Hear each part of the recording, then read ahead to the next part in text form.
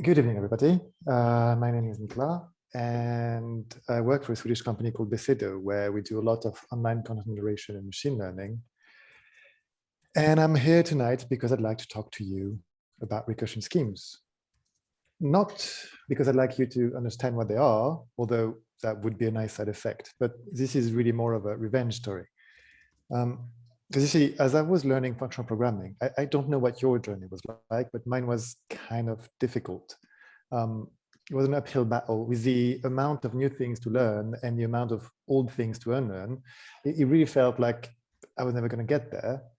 But then there comes this point where you know not everything there is to know, but you know enough that you can start writing code that you're not ashamed of, enough that you can start participating to open source, reviewing merge requests at work. You're there, you're where you wanted to be. You still have some things to learn, but you are now fully confident in your abilities to write code. And that moment when it happens is amazing. It feels absolutely great. It's pure bliss. So of course, in my case, it lasted about 5 seconds. And then a friend of mine came to me and told me, Nicolas, do you know about recursion schemes? And I had to confess that I didn't even understand all the words in that question. So I went back to the books, started studying again, watched a lot of videos, blog posts, weird papers about bananas for whatever reason. And I came away with the conclusion that recursion schemes, well, they're a little bit rubbish, aren't they? They're extremely pretentious.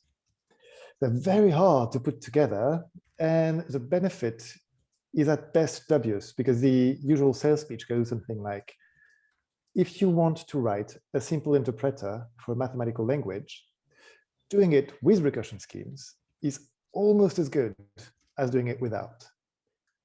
I didn't feel this was a convincing argument. So I went back to my friend with that conclusion, but he answered, no, but you don't understand, Nicolas. You cannot call yourself a proper functional programmer unless you understand recursion schemes, which I felt was a little bit of a low blow because I dearly want to be a proper functional programmer. So I went back to the books, started studying again, and after a while, I came to a slightly different conclusion. Recursion schemes are not rubbish, but the way they are taught definitely is, at least for people like me, because they're always attacked from the perspective of a beautiful theoretical construct, but you never actually understand how we get there or why we would want to get there. And in my case, at least, I need to understand what I'm getting myself into before I can devote that much brain power to something that complicated. So this talk really is what I wish somebody had showed me initially, the way I wish somebody had taught me recursion schemes. And the promise of the talk is, by the time I'm done, you will understand what recursion schemes are. You will have the tools that you need to understand them and study them by yourself if you would be so inclined. And also, you will have all the tools you need to invent your own recursion schemes by the end of it. Now, however, before we get there, we must start at the basics. I must start by talking to you about recursive data types. You probably already know about recursive functions that call themselves, that are defined in terms of themselves. Recursive data types are the same thing. They're data types that are defined in terms of themselves. And the simplest one I could think of, as an example, is the linked list, which proper functional programmers like to call the const list because it makes a lot more sense. And a const list is composed either of a const, the non-empty list, or of nil, the empty list. And if you have a const, that's composed of a value, whatever is inside of the cell, and a tail, which is a reference to the rest of the list. And if that happens to be the empty list, then you've reached the end of the list and you're done. And this can be very easily implemented in Scala. Type list, which is either a const or nil. And if it's a const, then you have a head, which I've hard-coded to int. This is not even a polymorphic list. We are working with the simplest possible list of alls. It's just integers. And a tail, which is a reference to the rest of the list. And that is what makes list recursive, because const is defined in terms of list. So list is defined in terms of itself. And you can even create values of list, although it's not extremely pleasant. There's a lot of boilerplate, but if you kind of squint, you can see the list we've been working with, 3, 2, 1. Right. So this is a recursive data type. and we're going to want to work with it once we have a value. And it should come as no surprise that working with recursive data types involves recursive algorithms. And the most common, the most one that you probably have encountered, whether you know it or not, is called structural recursion or natural recursion. It basically means the same thing. And the concept of structural recursion is that you follow the structure of your data type all the way to an answer. So for a concrete example, we could compute the product of a list. It takes a list and returns this product as an integer. And it does so by pattern matching on the list that you get as a parameter. In our case, we have a cons, which we map to the head 3 multiplied by the product of the tail, which is a cons again. So we take the head 2, which we multiply by the product of the tail, which is again a cons. So we take the head 1, which we multiply by the product of the tail. And now the tail is nil, which we map to 1. And that tells us that the product of our list is 3 times 2 times 1 times 1, which is equal to 6, which is brilliant because that's exactly what we wanted. But if you look at this from a slightly higher perspective, there's a pattern that should emerge, because what we do is we take the simplest, smallest possible list, the empty list, and we provide a solution for it. And then we take a more complex problem, a cons, and we compute the solution by updating the result for the smaller problem, because the cons is composed of a smaller problem, the tail, and additional data, the value, the head. That's an extremely common pattern, and that is structural recursion. You can find that all over the place. We could, for example, decide to try to compute a string representation, the textual representation of a list. And you do that by taking a list, returning a string, and you provide a solution for the smallest possible list. And that solution is going to be the string nil, because the string representation of nil should be nil. And in a more complex case, you take the head and you turn that into a string, which you concatenate with this, which means cons, and with the result of your algorithm on the remainder of the list. And that yields, of course, the expected result. What have we learned so far? We've learned that structural recursion works by providing a solution for the smallest possible problem that you can encounter. And then for larger problems, we rely on the solutions to smaller problems. And if that reminds you of proof by induction, that is, of course, not at all a coincidence. Now, structural recursion appears to be very useful. But if we look at the implementation we have for MK-string and for product, they look very similar, don't they? So usually when we see these kind of things, we like to refactor things so that the common bits are abstracted away and you can focus on the only the interesting part. So we're going to do that. We're going to try and generalize structural recursion. So the first thing we're going to do, we're going to take MK-string and we're going to refactor that little by little. And our first step is going to be to rename it, because what we're going to end up with is not going to be MK-string anymore. I'm going to call it recurse, which is a terrible name for it. But we don't yet know what we're going to end up with. We don't know the shape of our function. We don't know when we're going to be using it or how we're going to be using it. So giving it a name now is the worst possible moment we could give it a name. So just give it a rubbish name, and then when you're done, rework that name to something that's actually meaningful when you actually know what we're talking about. Right, so we have recurse. And if you look at recurse as a sort of flow diagram, what it really does is we go from a list, and then we rely on the structure of the list to turn it into either a head and a tail or nothing. And if we have a head and a tail, we recurse on that to produce a head and a string representation of the tail. And then we use some hard-coded magic to turn the entire thing into a string representation. And the first thing I want to get rid of is that hard-coded magic. Here, nil, for example, which in terms of code is just this string in our code, which I want to abstract away. I want to extract it to an external constant with exactly the same value, which allows me to replace nil, a hard-coded constant, to a hard-coded value. Better, but not great. It would be even better if we made base a parameter of our function. And of course, we must not forget to update recurse. Right, and we haven't broken anything yet. We're just slightly more flexible than we used to be. Now, we've replaced nil by base, and we must tackle this thing that I'm going to read out because I'm not sure how to pronounce it. But in terms of code, if you look at it, this is really just applying a function to the head of a list and a solution of our recursive function on the tail of the list. So we can extract that. We're going to call it step, because this is traditionally known as a step case. Now, having step, we can replace that mess by a simple call to step. And of course, we want step to be a parameter to recurse. And we must not forget to update the call to recurse. And we get something that's a lot more flexible, but that yields exactly the same result as before, which in terms of diagram means we've just done that. Now, I think we have sorted everything out at the term level, but we still have a hard-coded region type string, which we'd like to get rid of because we know we're not always going to return strings, are we? I mean, product returns an int, for example. But the good thing is here, if you look at it, we never use the fact that we're working with strings. Of course, it must be the same type everywhere, but we don't care what that type is, provided we can have a base and a step case for it. So we could abstract it away. We could create a type parameter a and replace string by a absolutely everywhere. And we get exactly the same function, only even more flexible and abstract than before,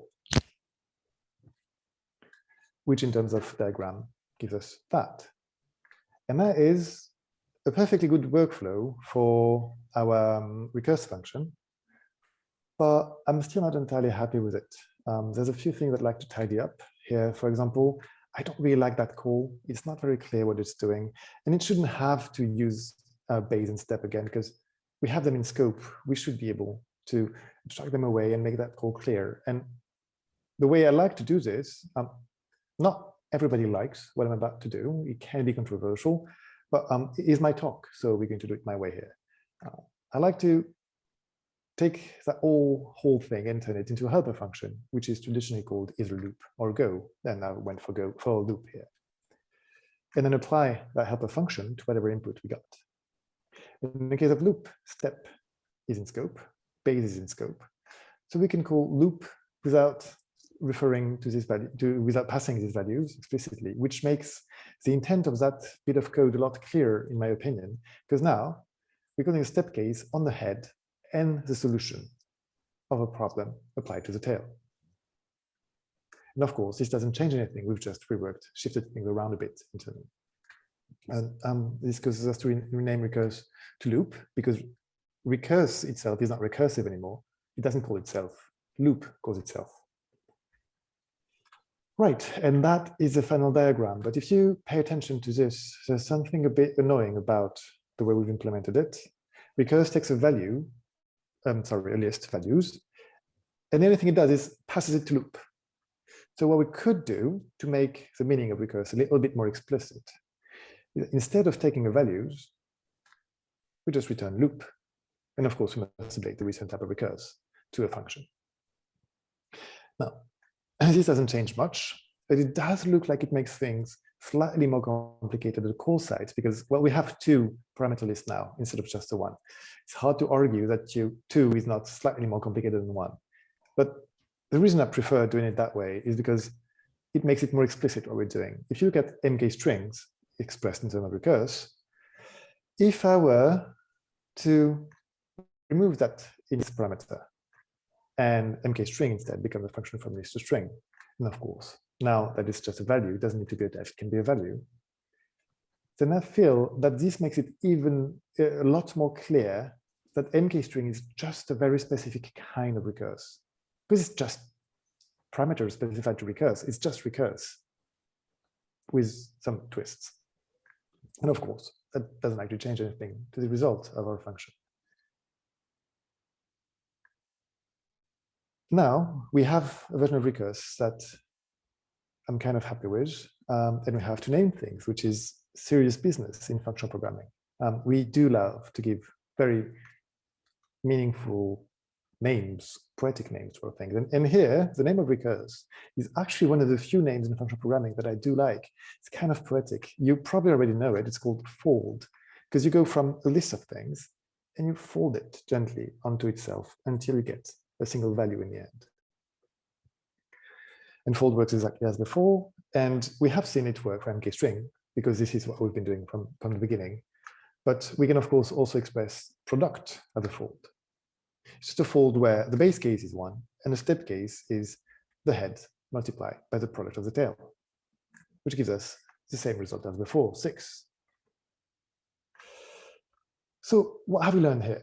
Well, we've learned that structural recursion is generalized by parameterizing the base case, parameterizing the step case, and unfortunately by knowing the structure of your type. Because this only works because we know exactly what a list looks like, doesn't it? But if structural recursion is so great, wouldn't it be nice to be able to apply it to any type that probably has some constraints? It probably can't fold just about everything. But if we could find some sort of criteria that a type must meet in order to be foldable, then maybe we are going to be able to generalize folds, which, if you've been following, folds are generalized structural recursion. So we are generalizing generalized structural recursion. This is a theme that comes up a lot with recursion. You just keep tacking the same thing.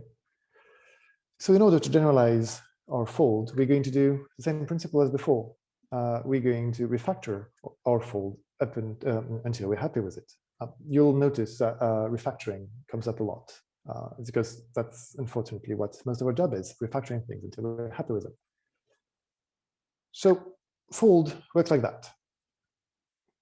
We go from a list and we follow the structure of the list to turn it into a head and a tail, or not. If we have a cons, we have a head and a tail. If we have a nil, we do not have a head and a tail. So really what we're doing is we're turning the list into an optional head and tail, right? So we could probably do that. We could, rather than working with cons and nil, we could probably work with something that's option of a head and a tail. Let's try to do that. In order for that to work, we need to somehow be able to map cons and nil to an optional head and tail, which is fairly straightforward. It's done by a function that's traditionally called project. And that simply maps cons to a sum of head and tail, and nil to none. And with that, we can just apply project to the value that we have, and that turns cons into a sum and nil into a none. And of course, project should become a parameter, a fold. Now, in terms of diagram, we've made it slightly more complicated, haven't we? It's a little bit more generic, but it's a whole lot more complicated. As a warning, things are going to get much worse before they get better. They will get better, so please bear with me. And in a few slides, everything is going to make a lot more sense and become a lot more sensible. Right, so we have introduced a new type to our function, option of head tail. And usually a good practice, a good idea, when you introduce a new type to your algorithm, is to look at the rest of your algorithm to see whether that type doesn't appear anywhere else. Because if it does, then you can start using it there as well. And maybe then you can abstract on that type and get a more generic version of whatever it is you're working on. So here, option of head tail will appear at the end of our algorithm. Because if you look at it, we have a function, step, that goes from a head and a tail to an A. And we have base that goes from nothing to an A. So that's really the two branches of a function that goes from an optional head and tail to an A. We could try to do that. The idea would be to merge base and step into a single function, which is traditionally called, well, it's not traditionally called up. It's got a much fancier name, but I'm going to save that for a bit later when we understand where the name comes from. I'm just going to call it up here because that's an absolutely horrible name. So we will want to rename it as soon as we can because it's just horrible. And up is fairly simple. Given a sum, it applies step, because step, if you remember, is the function that goes from a head and a tail to whatever it is we want. And we know that in the case of MK strings, the step is just a concatenation of head with const with a result on a tail. And it maps none to the base case, which in the case of MK string, we know to be the string nil. Right. So we can now replace base and step by a simple function up. And that means replacing a call to step by a call to up of sum, and a call to base by a call of up of none. Still looks like it's getting more complicated rather than more simple, but there's something here, because if you look at the diagram here, it's a little bit disappointing. I would like to have a single arrow from that int and a or nothing to a, rather than two different calls to up. But if you look at the pattern match, up is being called on the right-hand side of both branches of the pattern match. So we can take it out and apply it to the output of the pattern match, which in terms of diagram, it gets a little bit messy, but at least we now have explicitly an option of head and a, which we then turn into an a. And now this diagram, I think it's about as complicated as it's going to get. From here on out, we start simplifying things. But if you look at that, we have this thing now that I have just introduced. And then I keep calling an optional head and tail. That isn't quite right though, is it? On the left-hand side, option of int list, that is an optional head and tail, definitely. Int is a head and list is a tail. But on the right-hand side, option of int a is not a tail anymore, is it?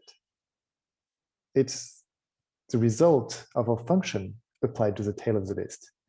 And that is a very physical representation of different steps of structural recursion, isn't it? We split the problem that we have in either the simplest form, none, or a more complicated form, a head and a tail. Then we solve the problem for the tail, which is how we get an a, and we get an optional head and a, and then we crunch that together in order to get the final solution. And that option of head tail is extremely important, so important that we're going to give it a name. We're going to call it listf. Not an extremely pleasant name. The list part is kind of obvious. This is about lists, so let's just stick list in there. And f just doesn't seem to make any sense. I'm going to explain it in a few slides. I could explain it now, but it would solve a little bit of a surprise that I'm saving for a bit later. So if you don't like the name, don't worry, there's a reason for it, and we're going to get to it very soon. So listf has a type parameter, a, which we use in two circumstances. Sorry, the assumption of int a. And we use it in two circumstances. The first one being project, where we have it as a list. So the tail, the projection takes a list and projects it into an optional head and tail. So that's how to turn a problem into a simpler problem or a more complicated problem with a tail. And then we use it in up as well, where it's a string, and that's the result of our problem applied for the tail of the list. Right, so now we're going to replace option of int something by listf everywhere. And that makes this diagram slightly more terse. Slightly, it's not a great improvement yet, but it does allow us to start noticing some sort of pattern. Because this is a mess. But if you look at it from a higher perspective, what this really does is goes from a listf of list to a listf of a by doing this mess, which really just boils down to calling loop, a function from list to a. So we go from a listf of a to listf, sorry, from listf of list to listf of a by applying a function that goes from list to a. That sounds familiar. It should sound at least vaguely familiar. But if you don't see it yet, don't worry about it. We're going to make it very explicit with the code. It's that bit here. That whole mess I showed you before is just that bit as a pattern match. Where what we do is, if we have a sum of a head and a tail, then we return a sum of a function applied to that. And if we have none, we leave it alone. We've seen that before. Surely we must. But to make it even more obvious, let's take that whole pattern match out into a helper function. I've already used loop, so let's use go now. And of course, we now apply that go function instead of pattern match. And go is a function that goes from listf of list to listf of a by applying loop, which is a function from list to a. Oh. Let's make it yet more explicit by taking loop out of the equation entirely. Let's make it into into a parameter, a function from list to a. That's meant to replace loop, so we take loop out, and of course we must update the call to go. And now go is a function that, given a listf of list and a function from list to a, gives us a listf of A. And that is map. Surely you must have seen that. If you have an option of A and a function from A to B, then map gives you an option of B. If you have a list of A and a function from A to B, then you can map it into a list of B. If you have a future of A and a function from A to B, you get a future of B. If you have, I could go on. I mean, map is absolutely everywhere in all the data structures that we manipulate. It's such a common pattern that we have a name for it. It's called a functor, which is not the friendliest of names, but if you do not know what a functor is, then you really can think of it as something that has a map function that is sane. There's a lot of subtext in that is sane sentence, but a functor really is just that, a data structure that has a map function that behaves the way you expect it to behave. So if we could express listf as something that is a functor, then maybe we could abstract over listf, which is exactly what we set out to do, isn't it? Because listf is still very much the structure of a list. It's a head and a tail. That's very listy. You can't be any more listy than that, aside from being a list yourself. So if we could try to get rid of that, then maybe we will achieve our goals. And well, there's many ways we could implement functor for that presentation. I toyed a bit with the idea of doing it with subclassing, because it would work perfectly and be very fun to write. But this is supposed to be a talk for proper functional programmers. And apparently in Scala, proper functional programmers hate anything that have to do with object programming, object-oriented programming. So I'm not going to do that because I do not want to reduce whatever's left of my reputation to shreds. So I'm going to do it the old-fashioned, boring way. I'm going to use type classes. Here's functor. Functor has a type parameter. That underscore thing here just means that f must have a type parameter itself. Because if you noticed, all the examples I gave you of map, it's option of A, so it's got a type parameter, future of A, it's got a type parameter, list of A, it's got a type parameter. So this underscore just means has a type parameter. Then a functor has a map function, which given an f of A and a function from A to B, yields a B, which is an f of B, sorry, which is exactly what we said we wanted, isn't it? Right, so this is functor, and we need to provide the glue for our listf data structure, the instance of functor for listf, whose map function is, I just copy and pasted from what we had in our recurse function, which given a sum of head tail, we return a sum of head and applies our function to the tail, which is going to be listf of B, and leaves none alone. Now, just a little bit of boilerplate so that the rest of the slides are a lot more readable. I'm going to create this map function, which given an f of A and an A to B and a functor of f, then just put everything together. So instead of having to call functor.map of blah, blah, blah everywhere, I can just call map, which allows me to replace that entire pattern match. It's exactly the call to map. It's so much so that you can get rid of Go altogether and replace that by a call to map, and then just remove Go from the implementation. And now that code is starting to look a little more terse than it started off, doesn't it? And if you look at it in terms of diagrams, we've replaced that entire mess by a simple call to map. So things are getting simpler, but we're not quite done yet, because really, remember, what we're trying to achieve here is to get rid of the structure of list, and listf is still very much the structure of a list. So I'd like to get rid of that, but if you look at the code, the only place where we need to know anything about listf is here. We need to be able to call map on listf. But we don't need to know what listf is in order to be able to call map. We just need it to be some type that has a functor. So let's do that. Let's declare a type parameter that has a functor, and we can replace listf by that type everywhere. And that doesn't actually change anything in our code. So we've gotten rid of listf, and we're almost done, but we still have the list somewhere in that diagram. And list is exactly the structure of list because it is a list. So we must get rid of that. But if you look at the code, again, we don't really care that this is a list. The only thing we care about is that we can project it into f. So we can just turn it into a type parameter, and replace list by B everywhere, and that's exactly the same thing as before. And that is how we refactor fold into something that doesn't need to know anything about the structure of the type it's working with. So now that we've done that, we need to name it. And this is where things get slightly hostile, because this doesn't have a poetic name like fold. That'd be too easy. This is called a catamorphism, or kata for short. Sounds a little bit peculiar, but there's a really easy way to remember what it means. You just have to think about the etymology of the terms it's composed of. Catamorphism comes from kata, which means I know ancient Greek, and morphism, which means I know category theory, which gives us catamorphism, which means I know more than you do. Op, of course, is a horrible name for that. But the actual real name is not much better. This is the most overloaded term in functional programming. It's used for just about everything. It's called an algebra. But technically, it's called an F algebra, but you know, algebra is going to do.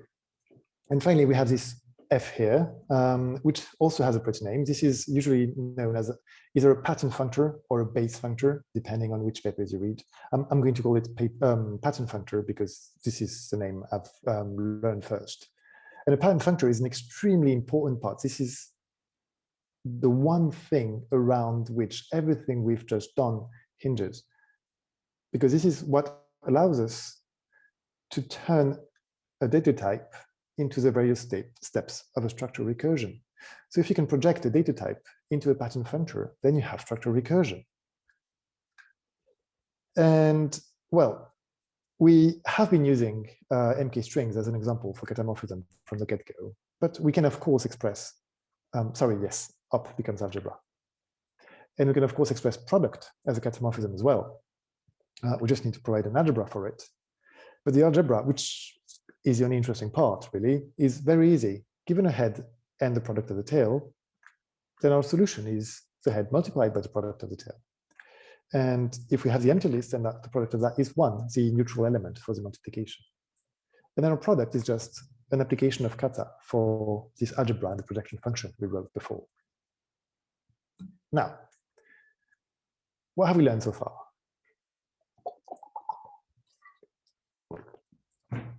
Well, we've learned that catamorphisms are structural recursion for types that can be projected into pattern functors. They're far less complicated than their names make them out to be, because they're really just a simple refactoring away from the familiar fold. Now, I say simple, it's not necessarily easy to come up with the idea for this refactoring. Seeing that there's a functor hidden somewhere in the middle of that takes the people who came up with that are clearly brilliant. But now, once you know the trick, it's really easy to do it again. You just have to have the idea of pushing a functor in there. But the conclusion here is that this should work for any type that can be projected into a pattern functor. But I've only shown you the one type, haven't I? So you could take my word for it and assume that it works for just about everything. But to be completely honest, I wouldn't take my word for it. So let's do that to at least one of the type, just so that you see that it can be done to more than just the one type, because at least it's just a little bit boring. So let's take something that's just a tiny little bit less boring. It's not exactly the most funky of all types, but binary trees are also recursive data types, and we can work with them with catamorphisms. Now, a binary tree is composed of a node, the non-empty tree, or a leaf, the empty tree. If you have a node that's composed of a value, whatever is inside of the node, left branch, which is a reference to the left subtree, and right branch, which is a reference to the right subtree. And if that happens to be a leaf, then you reached the end of that specific branch. This can easily be encoded in Scala. And we take a sum type tree, which is either a node or a leaf. And a node is composed of a value, a left branch, and a right branch, exactly like we saw in the diagrams. And the problem we're going to try to solve here is, and yes, you can create values of type tree, although it's getting very unpleasant. The shape of the tree is here, but there's a lot of boilerplate around it, isn't there? This is a common problem with recursive data types. They can be really unpleasant to create. to create instances of. And now what we're going to try to do is compute the height of that tree. The height of a tree is defined as the length of a path, of the longest path, from the root of the tree to the last node. So we can try to solve that. And of course, given that this is a talk on recursion schemes and we've just invented catamorphisms, we're going to try to do that with a catamorphism.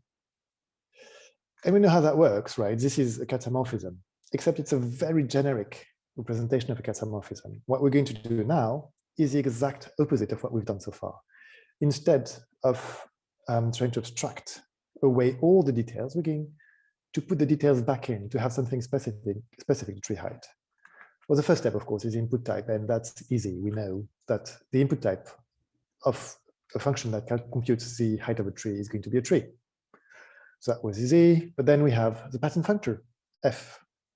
Now, we could do exactly what we did for listf, almost by mistake. Make it into a triple.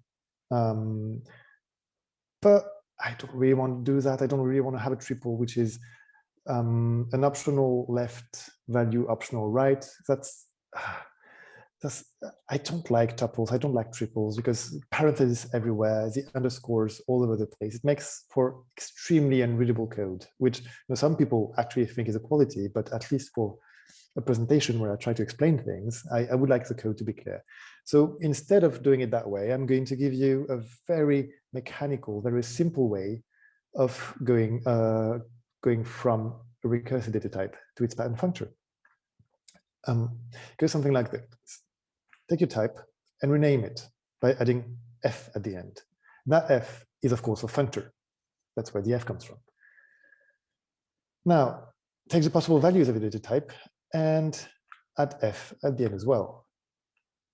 And there we go. That's the first step to making a pattern functor for tree. The second, of course, pattern functor, as we've seen, must have a type parameter on which the map function can work. So we need a type parameter. And if treehef has a type parameter, then nodef must have a type parameter as well, a. But what should be that a? What does that a represent? And if you remember, in the case of listf of a represented the type of the recursive part of listf. Before you applied your recursive function, it was list because it was the tail of the list. And then afterward, it was the solution of the tail of the list, which was an a. In that case, the recursive part of tree is tree. So we just replace tree with a. Now, leaff must be a tree f of something, right? But since leaff doesn't actually contain any value, it's the empty tree by definition, then it must be a tree f of anything, which in Scala, weirdly, we encode, in order to say tree f of anything, we say it's a tree f of nothing. And for that to compile, we need to make treef covariant on its type parameter.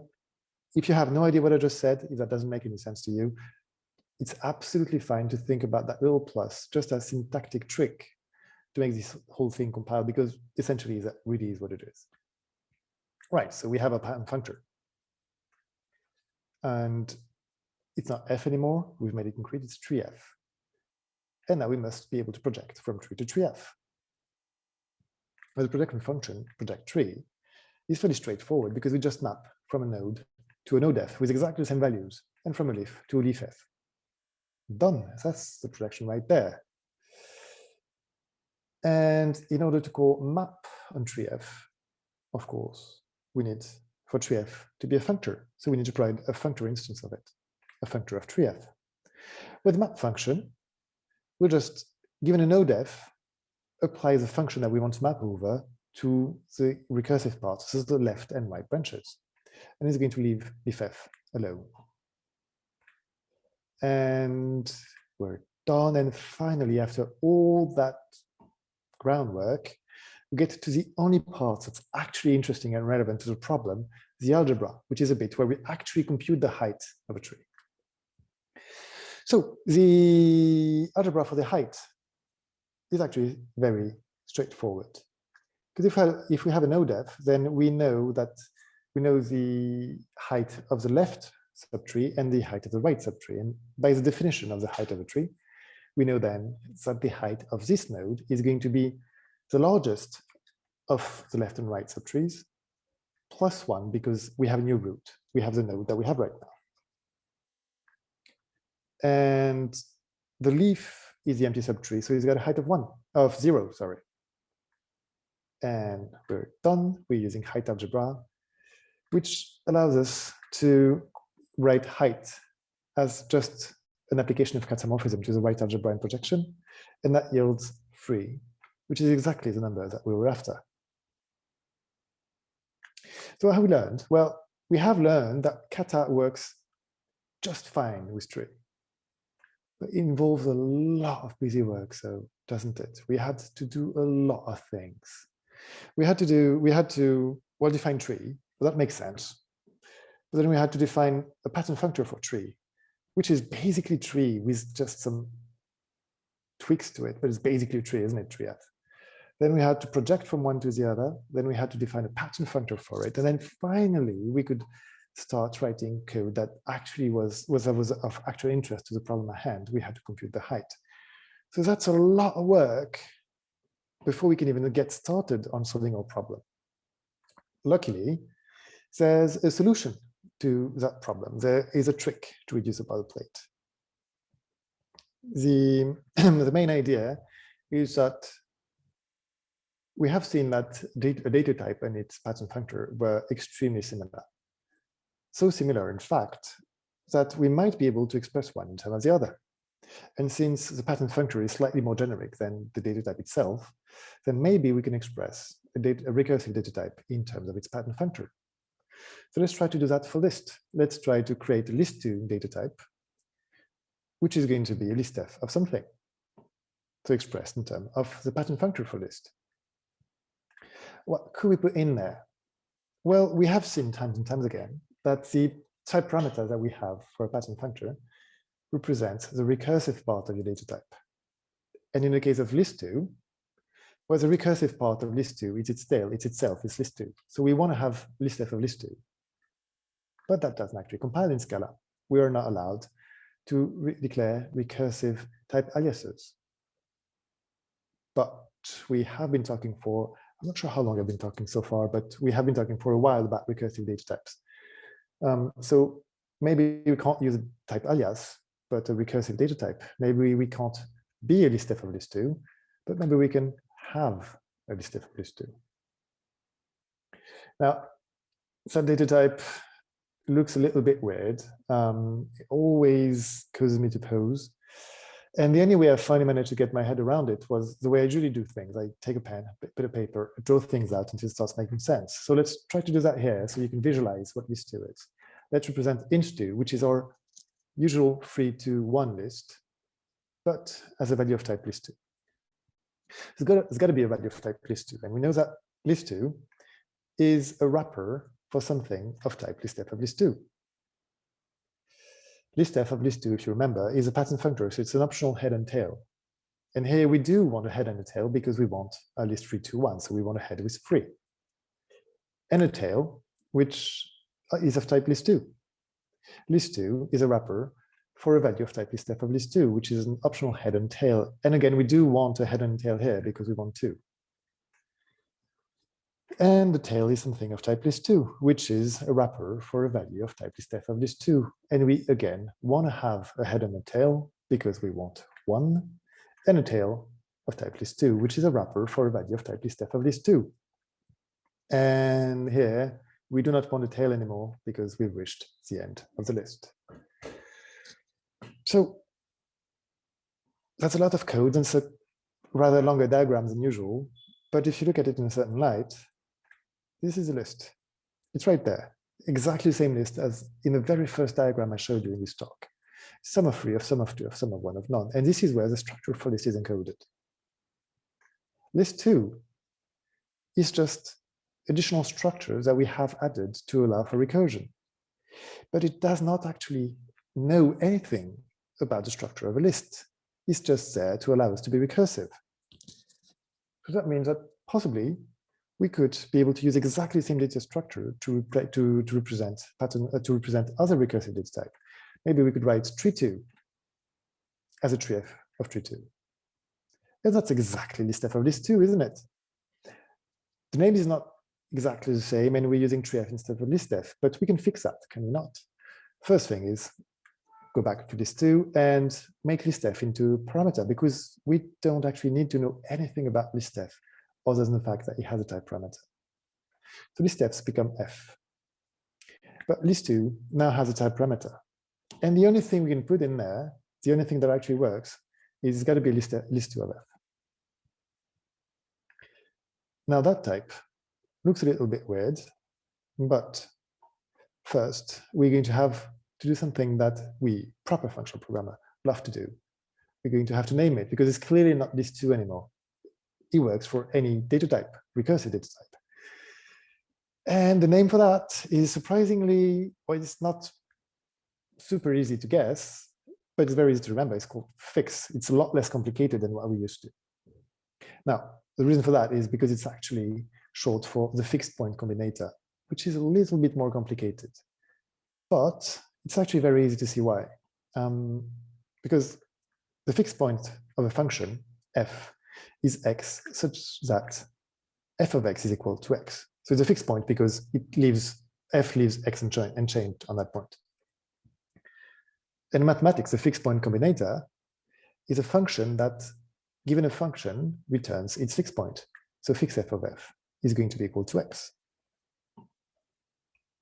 Now, if we take that last equation and we work with it a little bit, we know that x is equal to f of x. So we can replace that x with f of x. But we also know that x is equal to fix of f.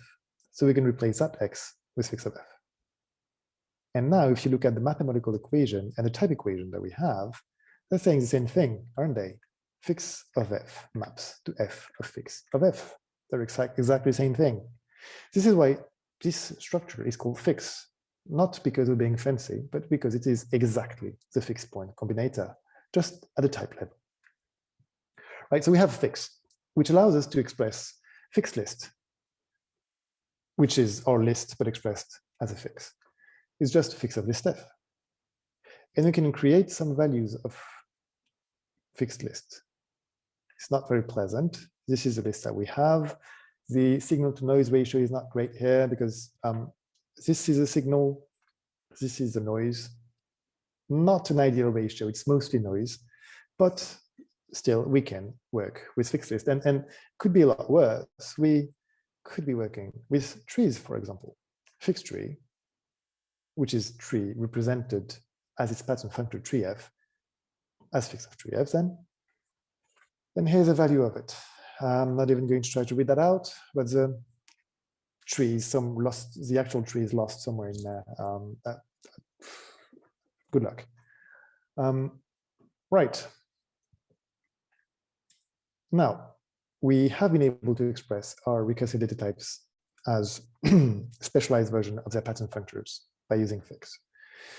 So if we make the assumption that everybody's going to want to do that, we can probably rewrite our catamorphism implementation to use the fact that our input type is now some sort of version of its pattern functor. First, we're going to rename it to catafix because it's not exactly kata anymore. It's a subset of what kata does. And if you look at the diagram, the input type, we know it's not P anymore. We know it's going to be the fix point combinator applied to the pattern functor. So it's going to be fix of f. So we can get rid of B and replace it with fix of f everywhere, which works and gives us the following diagram. And now we need to project from fix of f to f of fix of f. And well, there's two ways I could go about this. The first one would be to use the traditional statically typed functional programming language gimmick of saying, well, there's only one thing that's going to compile, so I'm going to do that. And that works. It's going to give us the correct answer almost immediately. But with the only reason why we did that be, well, my imaginary friend, the compiler, told me that was it. And I don't find that very convincing. I mean, it does work, but we haven't understood why it works. Just the compiler told us. We didn't work it out for ourselves. So given that the purpose of this talk is to show you how things work, we're going to do the long way around the standard way that I like to do things by refactoring. We're going to take project that, if you remember, project a list into its pattern functor. And we're going to refactor that to work with fix. So of course, we're going to call it project fix. And we are going to replace list, because we know that that list is going to be fixed list. We also know that fixed list really is just a type of alias for fix of listf. And well, if we're working with a fix of listf, then we know it's not a cons anymore. Listf replaces cons by sum, and then we have to put a fix around it. So we have a fix of sum. Similarly, nil is a fix of none. And we could leave it there, or we could realize that in the case of sum, we just take the sum that's inside of the fix and return that. In the case of none, we just take the none that's inside of the fix and return that. So really, this entire pattern match is just replaced by unwrapping the value that's inside of the fix. And this implementation doesn't rely at all on knowing listf, does it? Could be anything. So we could make that into a parameter. In order to do that, first, we need project fix to be a method in order to have a type parameter. Then we could abstract listf away to f. And this is how we project a fix f of f into f of fix f of f, just by unwrapping the fix. So that makes our catafix implementation quite a bit simpler, though, because we don't need project anymore. We can just unwrap the fix, and then we can get rid of project here. And catafix is quite a bit simpler. Now, project, we know, is just unwrapping a layer of fix, and the rest is going to be very straightforward now, because we are in pattern functor land. So we already have a pattern functor, which must have a functor instance. So we can call map. And the algebra works for an f of a to an a. So there's not even any notion of the original data type here. We just have the pattern functor. So we already have all of that. And if you want to confirm that it works, we can apply it to just about all the algebras that we've defined before. So product fix goes from a fixed list to an int. And it's just catafix with the right algebra. I haven't touched product algebra. It's exactly the one that we wrote before. And yet that all immediately works and yields the expected result. Same goes for height fix. So it also works for tree-f and the tree height algebra. That yields the exact result immediately.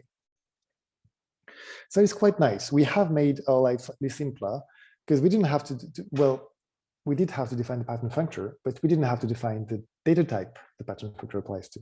We didn't have to define the projection either, because we got that for free. And we have a little less parameters to specify to kata.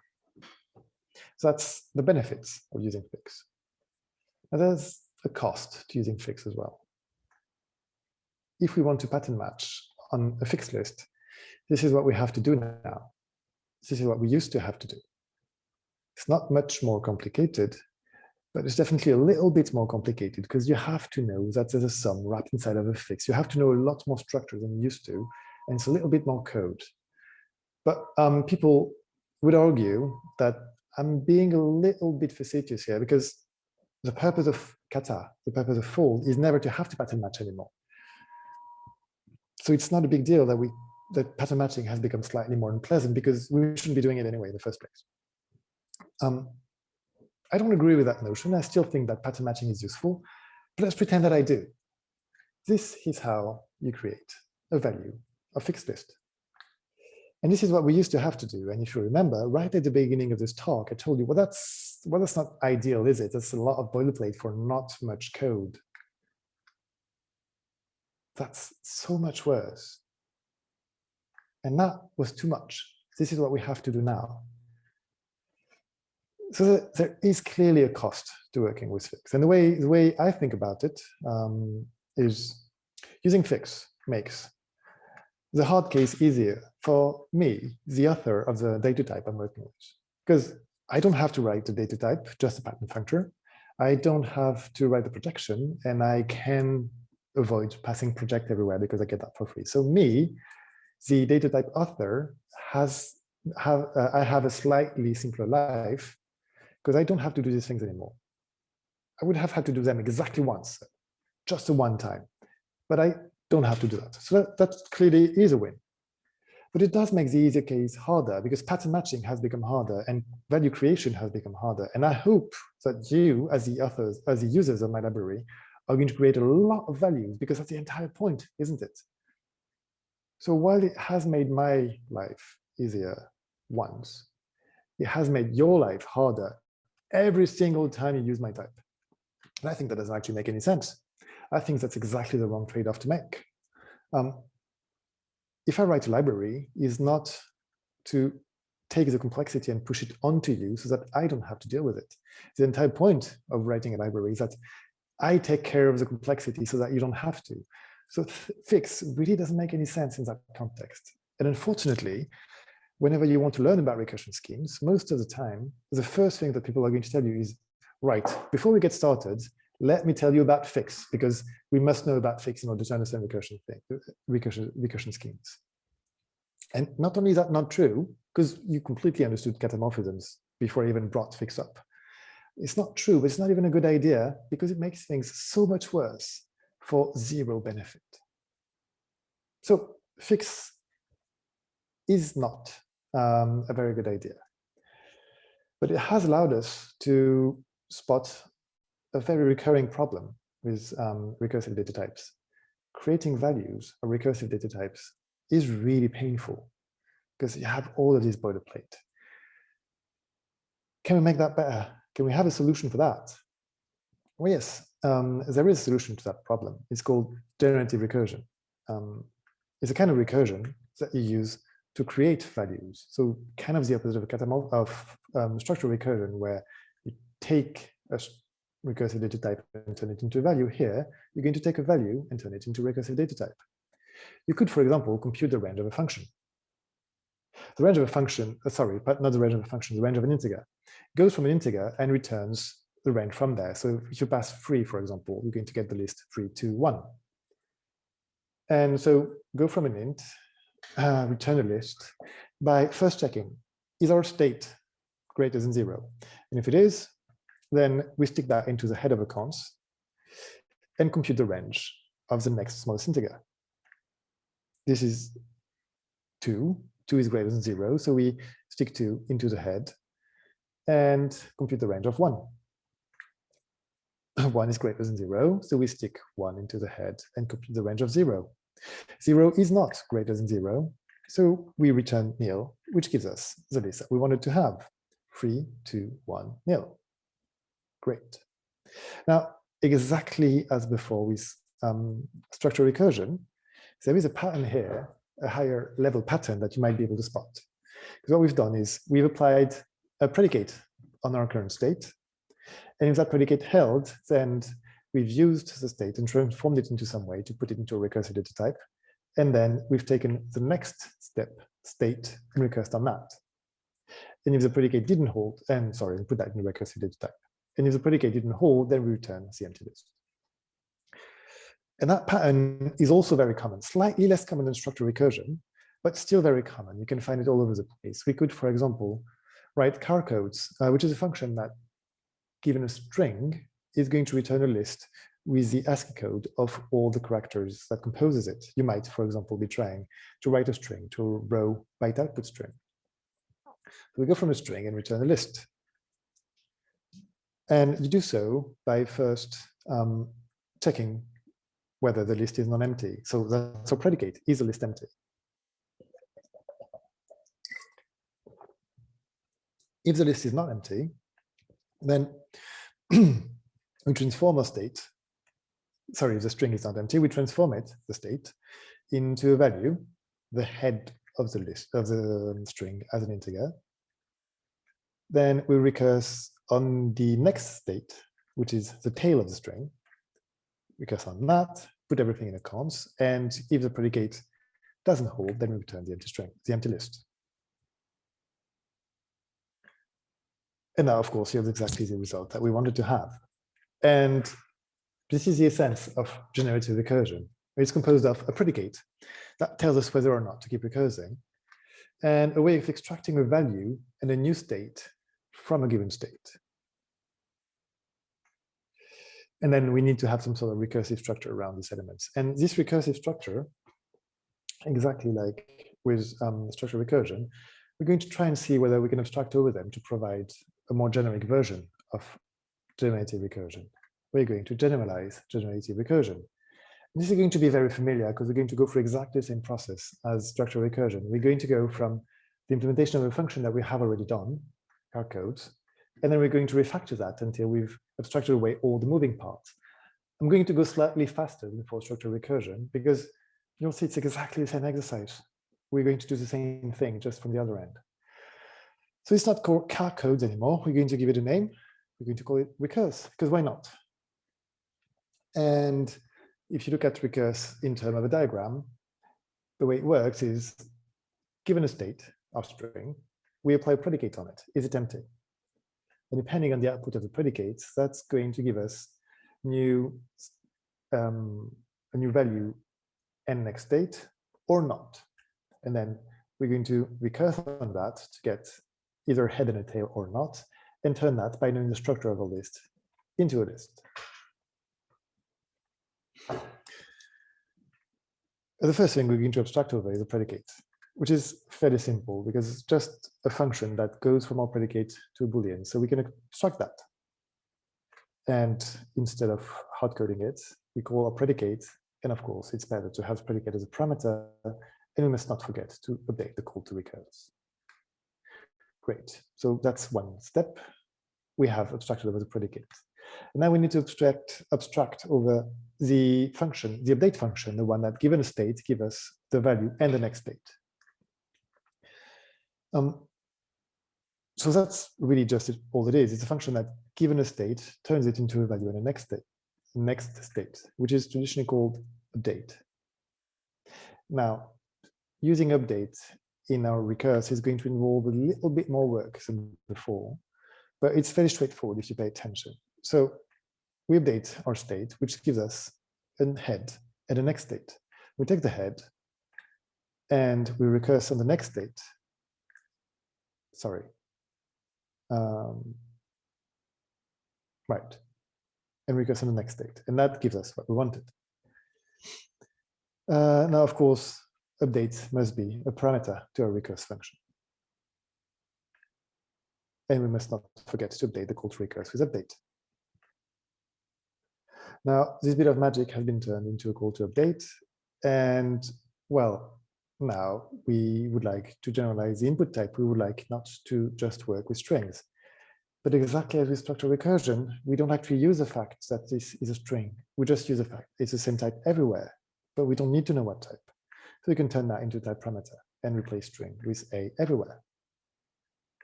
And that, at least as far as diagram is concerned, gives us a very good idea of what generative recursion is about. But I'm not extraordinarily happy with it yet. For the same reason as before, I feel this code, this call, is hard to read and kind of obscures the purpose of the code, especially since we already have predicate and update in scope. It's a bit frustrating. So we're going to do the same thing we did before. We're going to take this whole thing and turn it into a helper function and apply the helper function, loop. And in loop, predicate is in scope, update is in scope. So we can just call loop and omit them, which makes this bit of code a lot clearer. We create a new list with a new head and the solution of a recursive function on the next state. Right. So now we're not working with recurse anymore, we're working with loop, because as before, recurse is not recursive anymore, loop is. And well, we're almost done here. But again, I don't like the fact that we take from and we just proxy that to loop. We could instead just return loop. A loop is of type A to list, so we must update the type of recurse accordingly. For the same reasons as before. We're doing the same thing, just from the opposite end. And this whole thing has a name, recurse. And it's kind of the opposite of folding, isn't it? Folding, you go from a list and you fold it into a value. This does the opposite. It unfolds the value into a list little by little. And it's one of these names that I like. Fold and unfold, I think, are quite expressive. And we have written unfold For car codes, this is what we've been doing so far, but of course it works for range as well. Range is just an unfold where the predicate is our state greater than 0, and the update is, well, we use the state as a head of the list, and the next state is the next smallest integer. And what have we learned? Well, that generative recursion is generalized by parameterizing the predicate, parameterizing the state update, and like before, by knowing the structure of the type, because this only works because we know what a list looks like. And exactly as before, we would like to find the kind of types that we can apply generative recursion, that we can apply unfold to without knowing the data structure. And we know how to do that now, don't we? We know that we can use pattern functors to abstract away the structure of a data type. So that's a trick. That's one thing that is important to remember. Once you have a recursive function, if you want to generalize it, stick a pattern functor in there. You'll see that it works immediately. When we want to generalize unfolds, we're going to take a shortcut and just try to put a pattern functor in there as soon as possible, and it's going to work out. Going to follow the same principle as before, refactor unfold, which really is that big old diagram, but what we want somehow is to get an optional head and tail to appear.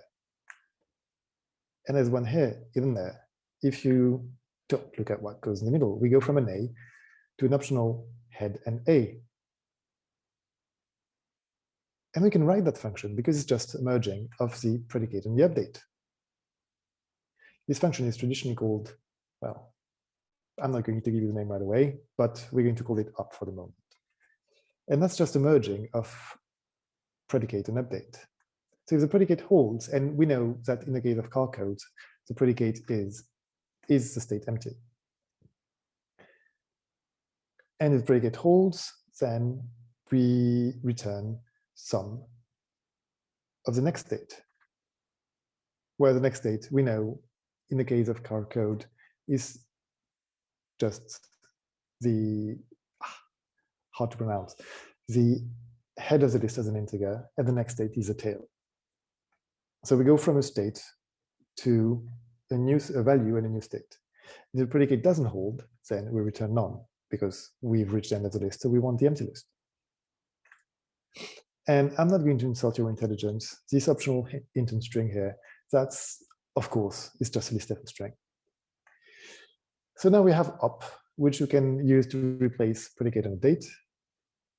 And that allows us to refactor loop a little bit, because this whole thing becomes up of our state. So we call up of a state, which, depending on whether we should keep recursing or not, is going to return a sum of head and next state or a none. In the case of sum of head and next state, we map that to a const of head and we keep recursing. And if we have a none, then we return the empty list, which allows us to simplify the diagram somewhat, because now we go like this, which is not necessarily much more complicated, much less complicated, but it's certainly a whole lot more familiar, isn't it? This is something that we've seen before. Now, we have the pattern functor on one end of the diagram, so let's take a look at the other end. And of course, yes, the pattern functor appears here as well.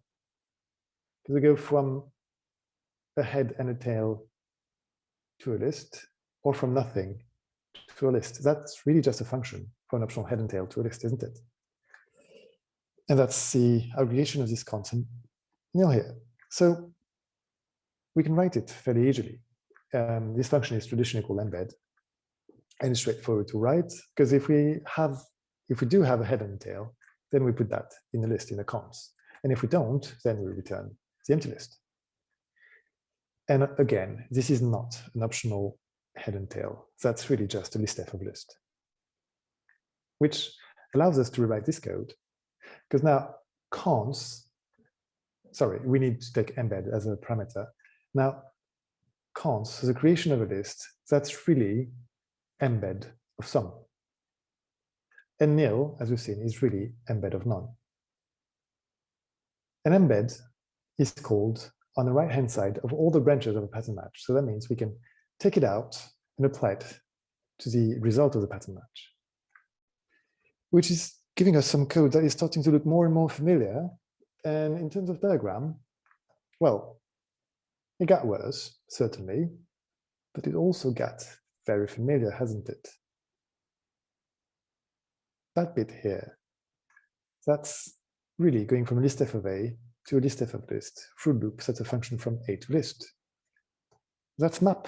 That's map all over again. It's functors all over again. And listf is a pattern functor, isn't it? So we have a functor instance. So we're done. This is all we needed. We can replace that entire pattern match, which is exactly a call of map, which maps sum of head and state to sum of a function applied to it, none to none. That's just a call to map. And that yields exactly the same result as before. So we can replace this entire messy diagram with a simple call to map. Now we have just a little bit more cleaning up to do because we still have listf in there, which contains the structure of list, and we'd like to abstract over that. But luckily, the only thing we need to know about listf is that we can call map on it.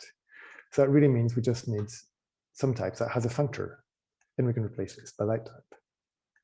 That allows us to get rid of listf entirely. And we only have the return type now, which is list, so still very much a list. But we can get rid of it very easily because we don't use the fact that the list is a list. We just use the fact that we can embed it from a pattern functor.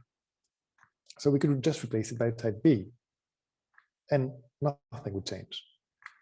And that would give us this diagram, which is the final expression of our recursive function. Now, we know what it is. This is the function that runs to the right. We have to name it. And well, people who are into recursion schemes, so apparently proper functional programmers, really like to hammer in their points. So this is called ANA, short for anamorphism. And it follows exactly the same logic as before. Ana means I know more ancient Greek. Morphism, I still know category theory. So anamorphism is just, I know even more than you thought I did. Up here, well, if you look at up, it goes from A to f of A. And if you remember, what we called an algebra before went from an f of A to an A. So it's exactly the same function, but with the arrow pointing the other way, isn't it? And people who are into category theory like to call that a dual. When you just have 2 points and you flip the arrow in the middle, which is a very popular activity when you do category theory, you call that a dual. So since an algebra goes from an f of A to an A, then up is the dual of an algebra. So it's a co-algebra, which is not pretentious at all. It's a great name. It's fantastic. And we're done. We have written our anamorphism. Need just a slight update to this diagram because up is now called coalgebra. And this is our anamorphism. We've already done it for car code, so we know it works, but it also works for range, of course. We just need to provide a coalgebra for range, where we say that if our state is greater than 0, then we return our state as next value and our state minus 1 as the next state. Otherwise, we return the empty list. And range is just an application of ANA to that new coalgebra. And that yields exactly the same result as before, so it still works. What have we learned? Well, we have learned that anamorphisms are generative recursion for types that can be embedded from a pattern functor. And they're also far less complicated than the names make them out to be. And finally, they're suspiciously similar to catamorphisms, aren't they? We have basically the same diagrams. The code looks very similar. There's something here that probably bears exploring. And we're going to do so by generalizing generalized faults. These two diagrams, one of them is for catamorphism and the other one is for anamorphism. Can you quickly point me to which is which? It's a little bit hard, isn't it? They do look very similar. There is a way of saying them apart. This has an algebra right at the end. An algebra is for catamorphisms. So the first one is a catamorphism, and the second one is for anamorphisms. But they do look strikingly similar.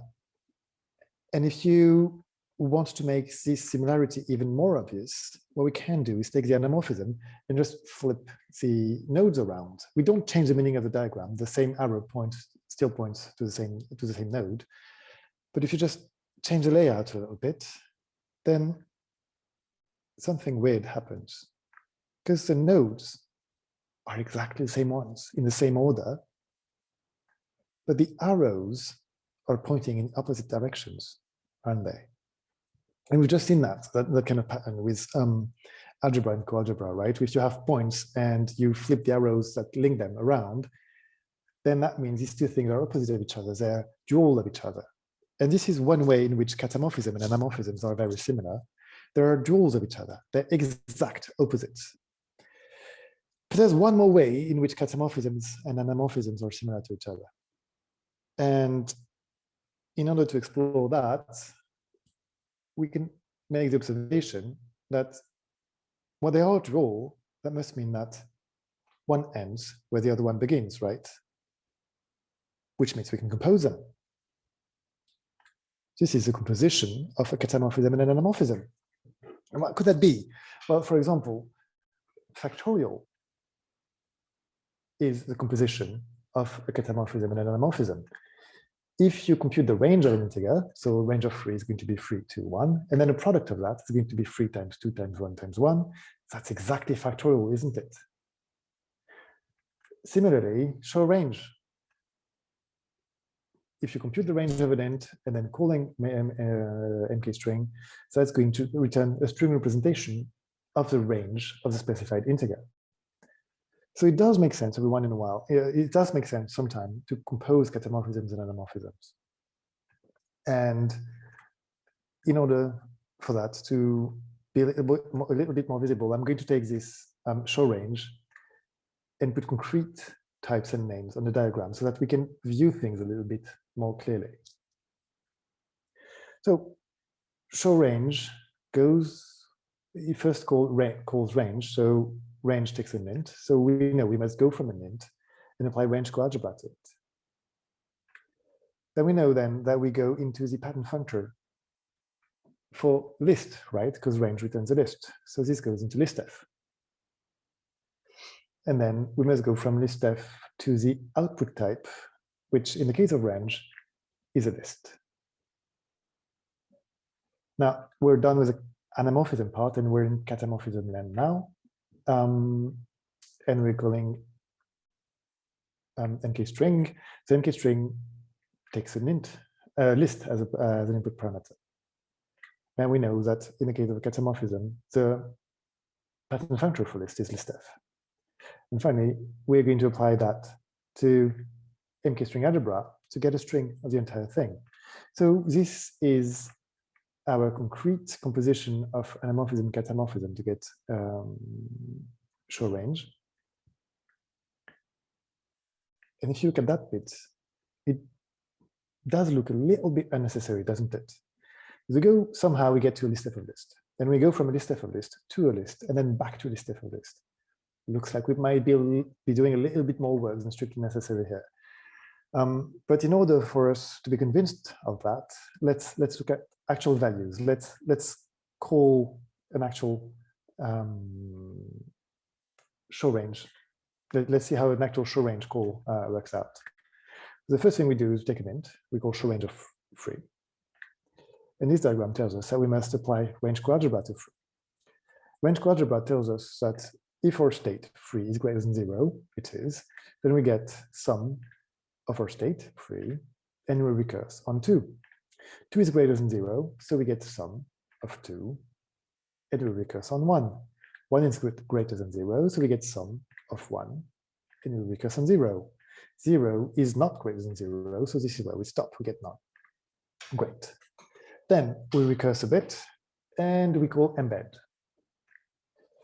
Embed tells us that we have to map sum to const, none to nil, and we leave the header alone. Okay, now that we have embedded, we must go for project. Project tells us that we must map the const to sum, the nil to none, and we leave the header alone. And finally, after recursing a little bit, we have to call MK-string algebra, which tells us to map sums to calls to step, which, if you remember, is a concatenation of the head with cons, with the string representation of the tail. And then we must map none to the base case, which, if you remember, was the string nil. And we leave the heads alone. And now, seen from that perspective, these two lines are exactly the same, right? So that means that we don't need to run these two lines. We really want to get rid of embedded project. They're really not that necessary. So if we do that, the diagram, we just go from a range coalgebra, so from a coalgebra directly into an algebra.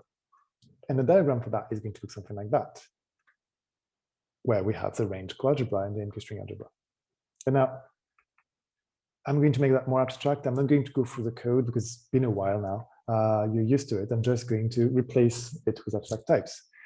So we know we want some sort of input, A, which we push into pattern functor, which we usually call F. And that gives us an output type, B, right? And of course, range coalgebra must be any coalgebra, MK-string algebra must be any algebra. And that gives us the following diagram. And now I would like you to tell me what the difference is between that diagram and the one for anamorphisms. There is a difference. In the case of the composition, it's called an algebra. But in the case of the anamorphism, it's called embed. But that really is the only difference. But fair enough, I'm game. Let's take anamorphisms, rename embed into algebra. And done, we have the composition of anamorphism and catamorphism. Short range is just anamorphism, ana, called with the right algebra in coalgebra. And of course, we still get the exact result as before. No surprise there. And we do like to name things. So even though composition of a catamorphism and an anamorphism we've seen is exactly an anamorphism, we still give it a different name just because. It's called hylo for hylomorphism. You know how that goes now, right? So this is a hylomorphism. An anamorphism is a hylomorphism. But now, for my next trick, I'm going to shuffle things around a bit. I'm going to make a few cosmetic changes to the code of hylo. I'm going to switch the A's for the B's and the B's for the A's. They're meaningless names. We can call them whatever we want. I'm just going to switch them. Then I'm going to swap coalgebra and algebra around. And just for the hell of it, I'm going to call coalgebra project. This is the same hylo as before, which just changed things around a little bit, but we haven't changed any logic. I would now like you to tell me the difference between hylo and kata, aside from the name. Absolutely no difference. Hylo and kata are the same thing, which is a little bit, it's hard to get your head around it, right? Because, well, we have seen that catamorphisms and anamorphisms are duals of each other, the exact opposites. So catamorphism is the exact opposite of an anamorphism. Yet, an anamorphism is a hylomorphism. A hylomorphism is a catamorphism. So by transitivity, catamorphism and anamorphisms are also exactly the same thing. So they're exact opposite of each other, but exactly the same thing as well, which is a little bit headache-inducing, isn't it? Now, it's not all that weird when you think about it, but you really have to think about it a little bit before the headaches go away. But the reason why we're surprised by this is because our types are slightly too weak here. See, a catamorphism is a hylomorphism, but it's a very specific kind of hylomorphism. Because the main difference between a catamorphism and a hylomorphism is that a catamorphism takes a projection and a hylomorphism takes a coalgebra. And all projections are coalgebras, but not all coalgebras are projections. Projections go from a recursive data type into a pattern functor. But we have seen coalgebras that don't actually do that. So while all catamorphisms are hylomorphisms, the converse is not true. Catamorphisms are specific hylomorphisms that go from a recursive data type to a smaller value. And anamorphisms are exactly the same thing. They also are hylomorphisms, but where hylomorphism take an algebra, anamorphism take an embedding. And the embed function is always an algebra, but an algebra is not always an embed function. Anamorphisms are hylomorphisms, but very specific ones that go from a value to a recursive data type. And hylomorphism is just free for all. They go from anything to anything, provided you can provide an algebra and a coalgebra. So they're just names, but a catamorphism is recursion that you use to go from a big thing to a small thing. Anamorphism takes you from a small thing to a big thing, and a hylomorphism is just the parent of all that.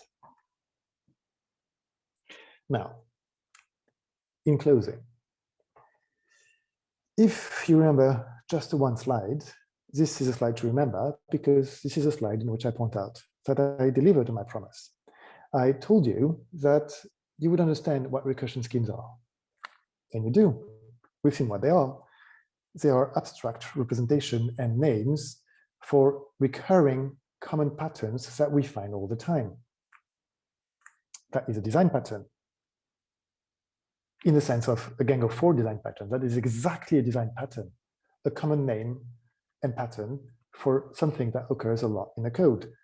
Of course, we can't call that design patterns, can we? We're proper functional programmers. Anything the gang of 4 wrote has got to be rubbish. So we gave them a much more intelligent name, recursion scheme, but really it's just design patterns. I told you that I'd give you the tools that you'd need in order to be able to study recursion scheme by yourselves. And I have pattern functors. Once you have pattern functors, you can do everything by yourself because this is the only tricky and clever bit. Everything else is refactoring. And we all know how to do that.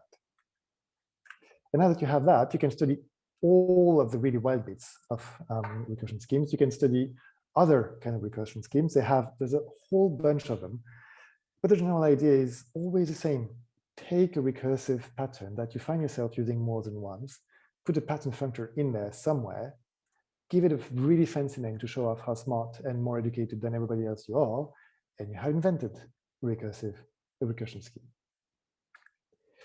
And now that we've seen all that, I dub thee all proper functional programmers, and I bid you adieu.